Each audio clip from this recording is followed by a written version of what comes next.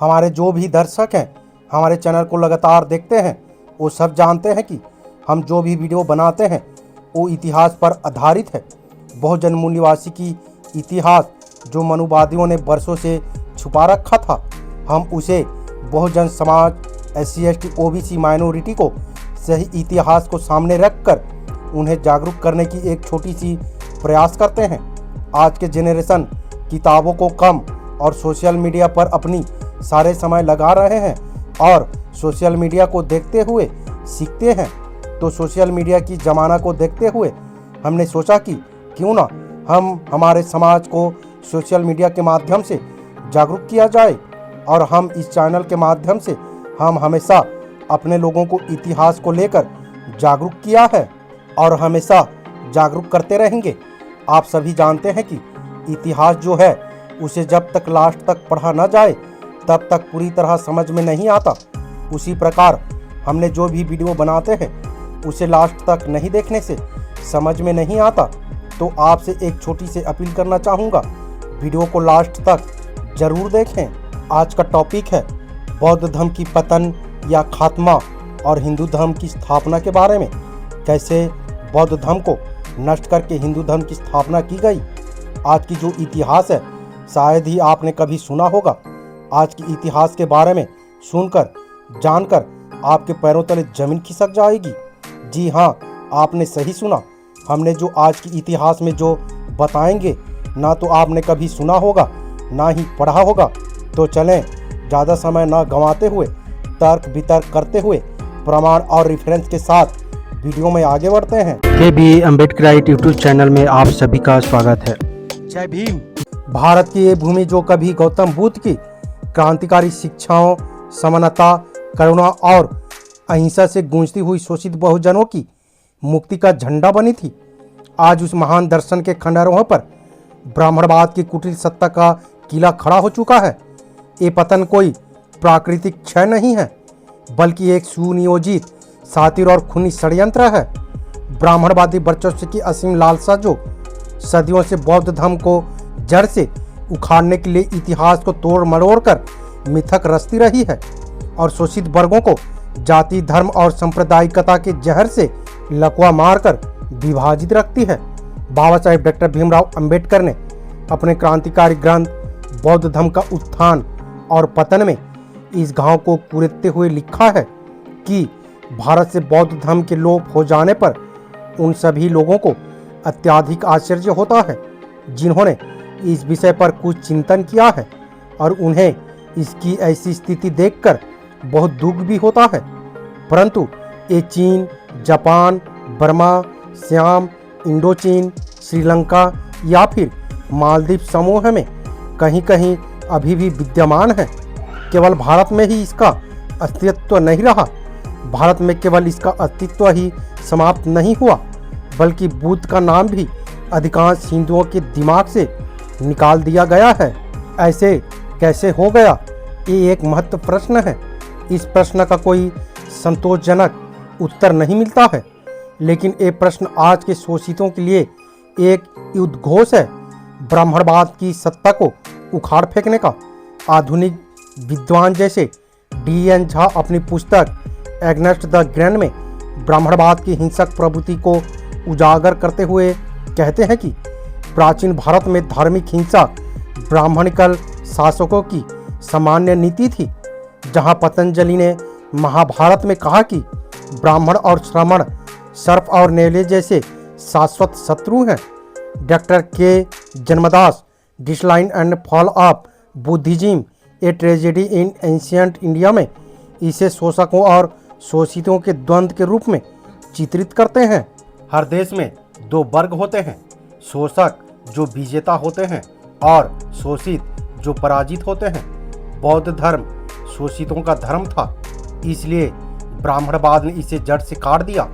तिब्बती इतिहासकार लामा तारानाथ अपनी पुस्तक history of Buddhism in India 1608 में पूर्वी भारत के पतन का वर्णन करते हुए लिखते हैं, मगध में कलचुरी राजा कर्ण 11वीं शताब्दी ने कई बौद्ध मंदिरों और विहारों को नष्ट कर दिए और बौद्ध धर्म की जड़ें कमजोर हो गई। ये इतिहास महज कथा नहीं बल्कि आज के शोषित, दलित, बहुजन, आदिवासियों के लिए क्रांति का ज्वाला है।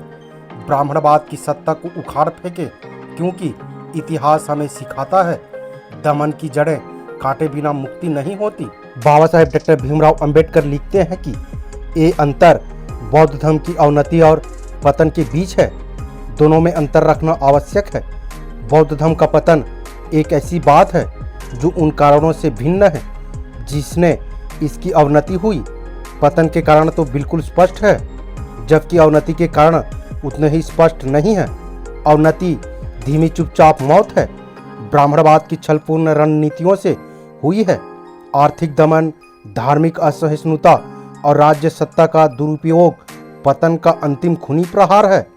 मुस्लिम आक्रमणों से आया, लेकिन ये पहले से जर्जर शरीर पर लगा हुआ था। बाबा साहेब डॉक्टर भीमराव अंबेडकर लिखते हैं, इसमें कोई संदेह नहीं है, भारत में बौद्ध धर्म का पतन मुसलमान के आक्रमणों से कारण हुआ था। इस्लाम बुद्ध के शत्रु के रूप में प्रकट हुआ था। बुद्ध शब्द अरबी भाषा में बुद्ध का बिगड़ा हुआ रूप है। इस प्रकार इस शब्द की व्युत्पत्ति से ये पता चलता है कि मुसलमान विचारकों की दृष्टि में मूर्ति पूजा और बौद्ध धर्म दोनों एक दूसरे के पर्याय है। लेकिन तार्किक रूप से पूछें तो यदि इस्लाम ने दोनों पर हमला किया तो ये पूछा जा सकता है, इनमें से एक जीवित क्यों रहा और दूसरा नष्ट क्यों हो गया। बाबा साहेब डॉक्टर भीमराव अंबेडकर इसका उत्तर देते हुए कहते हैं, 3 परिस्थितियों में से हुई है, राज्य समर्थन, पुरोहित्य का संगठन और बौद्धों का सामूहिक धर्मांतरण। डी.एन. झा इस भेद को और गहराते हुए brahmanical intolerance in early India में कहते हैं कि सुंग राजाओं का बौद्ध स्मारकों पर हमला अवनति का प्रारंभिक प्रमाण है। जहां मलबे की परतें और परित्याग के साक्ष्य कई स्थलों पर मिले, जैसे सांची और भरहुत स्तूप पर, वो हिंदूवादी पूर्व इस्लामी स्वर्ण युग के मिथक को ध्वस्त करते हुए कहते हैं कि ब्राह्मणिकल शासकों ने बौद्ध स्थलों को व्यवस्थित रूप से नष्ट किया और हड़प लिया। उदाहरण स्वरूप हरिहर और बुक्का जैसे विजयनगर संस्थापकों ने बौद्ध मठों को ब्राह्मण मंदिरों में बदल दिया। डॉक्टर के जन्मदास ब्राह्मणवाद की तकनीकों का वर्णन करते हैं। कुंभ मेले में हर 6 वर्ष तक साजिशों के तहत रचना, तीर्थयात्राओं से संपर्क बनाना, मंदिरों में शास्त्र पाठ के दौरान साहित्य संपादित करना, वो विजयनगर साम्राज्य को बहुजन शोषण का केंद्र कहते हैं। जहां राजा हरिहर ने मुगलों के पसीने से सोने की महल बनवाए और देवदासी प्रथा को बौद्ध भिक्षुओं के शोषण से प्रेरित किया। Lama Taranath history of Buddhism in India में पूर्वी भारत के महायान के अंतिम चरण में आंतरिक संघर्षों और ब्राह्मणिकल हमलों का वर्णन करते हैं, जैसे मिहिरकुल का संहार जो 900 कोटि बौद्धों का अंत लाया, और कलचुरी राजा करण ने मगध में सैकड़ों विहार नष्ट किए। आधुनिक इतिहासकार Johannes Bronkhorst Buddhism in the shadow of Brahmanism में कहते हैं कि गुप्त काल से ब्राह्मणवाद ने बौद्ध मठों को आर्थिक रूप से कमजोर किया, जैसे भूमिदान रोककर और सांस्कृतिक साहित्य से बौद्ध विचारों को विकृत कर अवघोषित किया। Richard Eaton the rise of Islam and the Bengal frontier में बताते हैं कि मुस्लिम आक्रमणों ने पहले से दमित बौद्धों को इस्लाम की ओर धकेला, जहां सामाजिक आर्थिक दबाव प्रमुख थे। इन्वेस्ट स्मिथ के हवाले से बाबा साहेब डॉक्टर भीमराव अंबेडकर कहते हैं कि मुसलमान आक्रमणकारियों ने अनेक स्थानों पर जो भीषण हत्याकांड किए, वो रूढ़िवादी हिंदुओं द्वारा किए गए अत्याचारों से कहीं अधिक प्रबल थे और भारत के कई प्रांतों से बौद्ध धर्म के लुप्त होने के लिए भारी जिम्मेदार हैं। लेकिन तार्किक रूप से यदि मुसलमानों की तलवार इतनी घातक थी तो ब्राह्मणवाद क्यों बचा? इसका उत्तर देते हुए बाबा साहेब डॉक्टर भीमराव अंबेडकर लिखते हैं, मुसलमान आक्रमणों के समय ब्राह्मणवाद को राज्य की सहायता और समर्थन प्राप्त था। बौद्ध धर्म को ऐसी कोई सहायता और समर्थन प्राप्त नहीं था। सिंध से दक्कन तक शासक ब्राह्मणवाद के कट्टर थे, जबकि बौद्ध अनाथ हो गया था। जन्मदास विदेशी आक्रमणों को जोड़ते हैं। अलेक्जेंडर से गोरी तक ब्राह्मणवाद की कमजोरी ने भारत को कमजोर किया, क्योंकि बौद्ध एकता ने पहले राष्ट्र मजबूत किया था। तारानाथ पूर्वी भारत में आंतरिक संघर्षों से पतन जोड़ते हैं, जैसे तांत्रिक बौद्धों के बीच विभाजन को जोड़ते हैं। ब्राह्मणवाद की क्रूरता सदियों की है, जो बौद्ध भिक्षुओं के खून से रंगी हुई है। बाबा साहेब डॉक्टर भीमराव अंबेडकर ने 3 परिस्थितियां बताई। राज्य समर्थन की कमी। इस्लाम की तलवार ने बौद्धों के पौरोहित्य को बुरी तरह नष्ट कर दिया और भारत के ब्राह्मणवादी शासकों ने बौद्ध जनसाधारण पर अन्याय अत्याचार किए। लेकिन अत्याचार प्राचीन है। पुष्यमित्र सिंह ने दिव्य दान के अनुसार बौद्ध भिक्षुओं का नरसंहार किया। सिर के बदले 100 स्वर्ण झा, इसे सुंग हमला कहते हैं। मलबे की परतें प्रमाण, जैसे सांची में बौद्ध स्मारकों पर आगजनी जन्मदास ब्राह्मणिकल क्रूसेड का प्रारंभ मानते हैं। लेकिन यहाँ पे कुछ लोग और मनुवादी ब्राह्मणवादी लोग पुष्यमित्र सुंग को ब्राह्मण मानते हैं, लेकिन पुष्यमित्र सुंग एक बौद्ध राजा थे। ये साई जर्नी जी द्वारा प्रमाण हो चुका है। हुएनसांग के अनुसार मिहिरकुल 6वीं शताब्दी ने 1600 स्तूप नष्ट किए, नालंदा के निकट स्थित मठों को लूटा। तारानाथ के अनुसार उसने 900 कोटि बौद्धों को संहार किया। झा के अनुसार 1600 स्तूप नष्ट किए। शशांक 7वीं शताब्दी ने बोधि वृक्ष जलाया, बुद्ध के पद चिन्ह वाली शिला तोड़ी, भिक्षुओं को नेपाल खदेड़ा। बाबा साहेब डॉक्टर भीमराव अंबेडकर के अनुसार शशांक शिव उपासक था और बौद्ध से घृणा करता था। झा लिखते हैं कि वह ब्राह्मणिकल असहिष्णुता का प्रतीक था। ये 7वीं शताब्दी का नरसंहार था, जहां दक्षिण में जैनों पर भी क्रूरता हुई। झा उदाहरण देते हुए लिखते हैं कि तमिलनाडु में 8000 जैनों को सूली पर चढ़ाया गया। कुमारिल भट्ट ने सुधन्वा को उकसाया और हिमालय से रामेश्वरम तक बौद्धों को मारा। शंकर दिग्विजय में हजारों भिक्षुओं का कत्लेआम किया। झा इसे अभद्रता का चरम कहते हैं। जन्मदास लिखते हैं कि बौद्ध दर्शन को चुराकर नष्ट किया गया। आदि शंकराचार्य ने सुधन्वाकी की सहायता से बौद्ध भिक्षुओं को जिंदा जलवाया और नागार्जुन कोंडा में मठ नष्ट करवाए। स्वामी विवेकानंद लिखते हैं कि शंकर का ऐसा हृदय था कि उन्होंने बहस में हारने वाले कई बौद्धों भिक्षुओं को जिंदा जला दिया। नागार्जुन कोंडा में शंकर ने मठ नष्ट किए, मूर्तियां तोड़ी। धार्मिक बहस की आड़ में नरसंहार था, जो ब्राह्मणवाद की पुनर्स्थापना के लिए बौद्धों को मिटाना था। तारानाथ के अनुसार शंकराचार्य के समय आंतरिक संघर्षों इंटरनल कॉन्फ्लिक्ट ने बौद्ध धर्म को कमजोर किया। जन्मदास के अनुसार शंकराचार्य ने बौद्ध तर्कों को अपनाया, लेकिन हिंसा से संगठनों को समाप्त किया। गुप्त काल में ब्राह्मणों ने बौद्ध धर्म को प्रसन्न कहकर अपमानित किया। तोरमान जैसे राजाओं ने मठों पर कर लगाया। झा इसे व्यापक विनाश, मिसिव डिस्ट्रक्शन कहते हैं, जो हिंदूवादी पूर्वी इस्लामी स्वर्ण युग के मिथक को ध्वस्त करता है। बाबा साहेब डॉक्टर भीमराव अंबेडकर तर्क देते हुए कहते हैं कि बौद्ध धर्म इसलिए समाप्त हुआ क्योंकि उसके पुरोहितों का गर्व ही नष्ट हो गया था और उसे फिर से जीवित करना संभव नहीं था। ब्राह्मण पुरोहित्य पर ब्राह्मण में अंतर्निहित था, जबकि बौद्ध अभिषेक की जरूरत ने उन्हें कमजोर बनाया। पाल वंश 8वीं-12वीं शताब्दी में बौद्ध धर्म का स्वर्णिम संरक्षक था। बाबा साहेब डॉक्टर भीमराव अंबेडकर ने लिखा कि पाल क्षत्रिय थे, वो बौद्ध धर्मावलंबी थे, परंतु श्री वैद्य के शब्दों में शायद वो केवल प्रारंभ में ही या नाम मात्र के लिए बौद्ध थे, लेकिन ये नाम मात्र झूठ है। उनके शिलालेख बुद्ध की वंदना से शुरू होते थे।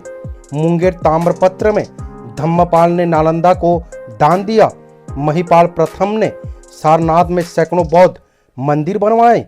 देवपाल ने अनेक बौद्ध मठों को दान दिया, लेकिन सेन वंश के उदय ने इसे कुचला। जन्मदास के अनुसार सेन राजाओं ने बंगाल से ब्राह्मण आयात किए क्योंकि वह ब्राह्मण नहीं थे और बदले में बौद्धों को निष्कासित कर श्रीलंका भेज दिया। एक ब्राह्मणिकल हाइपरग्रामी व्यवस्था का उदय था जहां कुलीन ब्राह्मणों ने बहुजनों को शोषित किया। झा इसे राज्य संरक्षण की कमी का उदाहरण मानते हैं। गढ़वाल वंश में भी सहिष्णुता थी। जयचंद को गद्दार कहा गया, लेकिन ओझा का द पोलियोग्राफी ऑफ इंडिया इसे मिथक बताता है। पृथ्वीराज रासो की कल्पना, गोविंद चंद्र की रानियां कुमार देवी और बासंत देवी बौद्ध थी। सारनाथ की अभिलेख में उनके दान का उल्लेख है। जयचंद की बौद्ध झुकाव ने उन्हें ब्राह्मणवादी नैरेटिव में खलनायक बना दिया। जन्मदास इसे ब्राह्मणवाद की बौद्ध मंदिर हड़पने की रणनीति का उदाहरण मानते हैं। जैसे तिरुपति बालाजी को अवलोकितेश्वर से विष्णु बनाया गया। जयचंद का मिथक ब्राह्मणवादी औपनिवेशिक साजिश है। ओझा और झा इसे खारिज करते हैं। कई समकालीन प्रमाण नहीं है। Jha how history was unmade at Nalanda में कहते हैं कि नालंदा का इतिहास ब्राह्मणवाद द्वारा विकृत किया गया था। नालंदा का विनाश 7वीं शताब्दी से शुरू हुआ था, शशांक ने, न कि खिलजी ने। झा कहते हैं कि खिलजी ने ओदंतपुरी नष्ट किया। नालंदा पहले से खंडहर था। जन्मदास के अनुसार ये मिथक बौद्ध मंदिरों के हिंदूकरण को छिपाता है। जैसे भूतेश्वर महादेव मंदिर बौद्ध स्थल पर बना था। तारानाथ नालंदा के पतन को आंतरिक संघर्षों से जोड़ते हैं। ब्राह्मण इतिहासकारों की माने तो और गूगल पर अगर सर्च करें तो ये नालंदा जो है उसे खिलजी ने जलाया था, लेकिन उसे ओझा और झा ने पूरी तरह खारिज करते हैं। जबकि नालंदा को खिलजी ने नहीं बल्कि शशांक ने जलाया था और शशांक एक ब्राह्मण था। प्रोफेसर सुरेंद्रनाथ सेन के अनुसार सिंध में बौद्धों ने ब्राह्मण शासकों के अपमान से तंग आकर मुसलमानों की मदद की और पंजाब, कश्मीर, बिहार, बंगाल ये बौद्ध केंद्र थे मुस्लिम बहुल हो गए। जन्मदास कश्मीर में सूफी संतों जैसे फकीर बुलबुल शाह को बौद्ध पतन का श्रेय देते हैं, जहां ब्राह्मणवाद ने पहले बौद्धों को कमजोर किया। D.N. Jha religious violence in ancient India में लिखते हैं कि ये ब्राह्मणिकल दमन का परिणाम था। ये इतिहास कोई पुरानी कहानी नहीं है, बल्कि आज की शोषितों के लिए एक जीवंत उद्घोष है। एक ऐसी क्रांति का आह्वान जो सदियों के दमन के खिलाफ खड़ी हो रही है। बाबा साहेब डॉक्टर भीमराव अंबेडकर ने ठीक कहा था, यदि प्रचार असफल हो जाए तो धर्म भी लुप्त हो जाता है, और यही हुआ। ब्राह्मणवाद ने बौद्ध धर्म के प्रचार को जड़ से उखाड़ दिया। पहले पुरोहित्य को नष्ट करके, फिर राज्य समर्थन से वंचित करके और अंत में जनसाधारण पर इतना अन्याय अत्याचार करके लाखों बौद्धों को इस्लाम की ओर धकेलना पड़ा।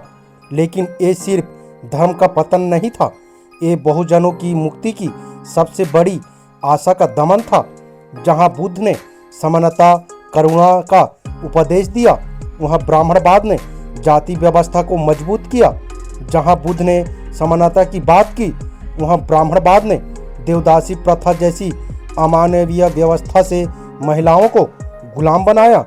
जहां बुद्ध ने करुणा सिखाई, वहां ब्राह्मणवाद ने हजारों भिक्षुओं को जिंदा जला दिया, सिर के बदले इनाम घोषित किए और मठों को लूटकर अपनी संपत्ति बढ़ाई। D.N. झा हमें याद दिलाते हैं, ये प्राचीन हिंसा थी।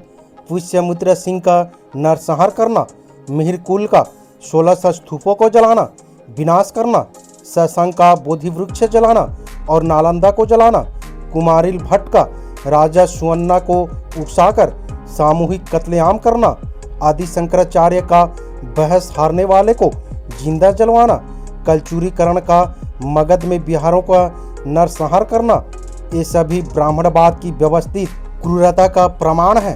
डॉक्टर के जन्मदास इसे शोषकों और शोषितों का द्वंद्व बताते हैं। बौद्ध धर्म शोषितों का धर्म था, इसलिए ब्राह्मणवाद ने इसे जड़ से काट दिया।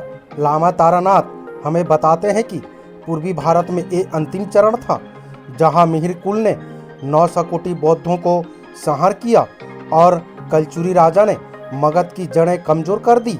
डॉक्टर के जन्मदास ने बताते हैं कि बौद्ध धर्म जो है वो अहिंसा पर आधारित है, लेकिन हिंदू धर्म खूनी क्रांति और हिंसा पर आधारित है।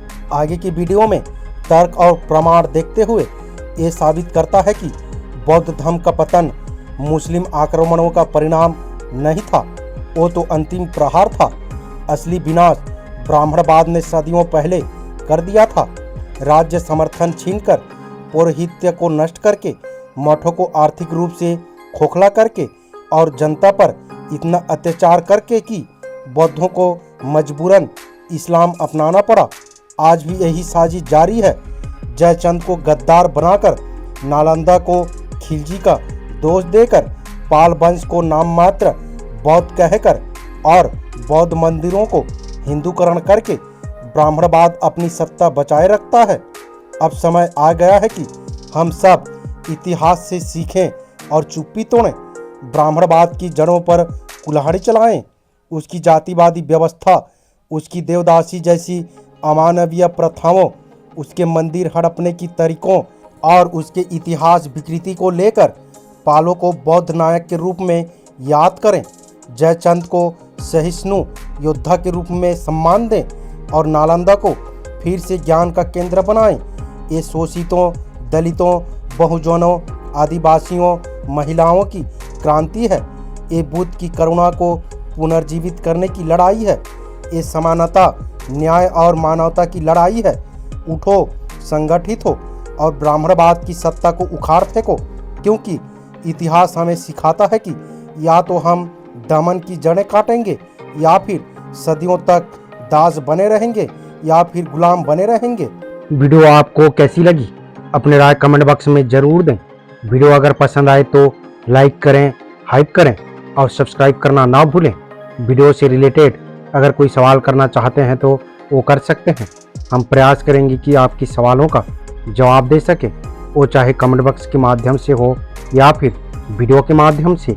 अगर इस वीडियो में कुछ जानकारी मिली हो तो अपने दोस्तों के साथ शेयर करके उसे भी जानकारी दे सकते हैं। हमारे हौसला बढ़ाने के लिए और मजबूत करने के लिए हमारे चैनल पर ज्वाइन करें। हमें आर्थिक मदद करने के लिए थैंक्स की बटन दबाएं ताकि हम अगले वीडियो आप लोगों तक ला सकें। वीडियो में अंत तक बने रहने के लिए बहुत बहुत धन्यवाद। जय भीम, जय संविधान, जय मूल निवासी।